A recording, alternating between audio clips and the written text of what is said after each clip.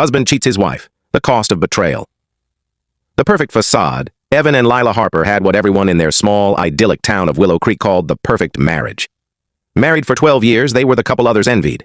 Evan, a charismatic architect with a boyish grin and a knack for making everyone feel at ease, ran a successful firm that designed eco-friendly homes. Lila, a high school English teacher with a warm laugh and a passion for poetry, was the heart of their community, organizing book drives and mentoring students. They had 2 children, Sophie, 9, and Noah, 6, who filled their craftsman-style home with laughter and chaos. To the outside world, they were a postcard family, happy, stable, and deeply in love. But perfection is a fragile illusion, and beneath the surface, cracks had begun to form. Evan's firm was thriving, but the pressure to maintain its success was relentless. Late nights at the office became routine, and Lila, juggling her teaching career and parenting, felt the distance growing. Their conversations, once filled with dreams and shared laughter, had dwindled to logistics. Who was picking up the kids? Whose turn it was to handle the groceries? Intimacy had become a rare guest in their marriage, replaced by exhaustion and unspoken resentments. Evan told himself it was just a phase. Lila told herself the same. Neither realized how close they were to the edge. The spark had started innocently enough, or so Evan convinced himself. His firm had landed a major contract to design a community center for a nearby city, and the project required collaboration with a marketing consultant, Claire Dawson.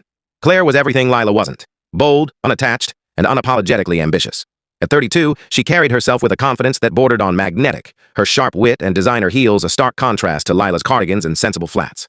Their first meeting was professional, focused on budgets and timelines, but Claire's lingering glances and easy banter left Evan feeling something he hadn't in years: seen. They began working closely, their meeting stretching into late evenings over coffee and blueprints. Claire laughed at his jokes, asked about his dreams, and listened in a way that made him feel like the man he used to be. Not the overstressed provider, but the dreamer who once sketched houses on napkins. She was a spark in the monotony of his life, and Evan, against his better judgment, let himself get too close to the flame. One night, after a particularly grueling day, Claire suggested they grab drinks to celebrate a milestone in the project. At a dimly lit bar, with jazz playing softly in the background, the line between professional and personal blurred. Claire's hand brushed his as she reached for her glass, and Evan didn't pull away. The air between them crackled with possibility. When she leaned in, her lips soft and inviting, Evan hesitated for only a moment before giving in. The kiss was electric, a rush of adrenaline and guilt that left him dizzy. "I shouldn't," he murmured, pulling back. "Then don't," Claire said, her voice low, but her eyes held a challenge. He didn't stop.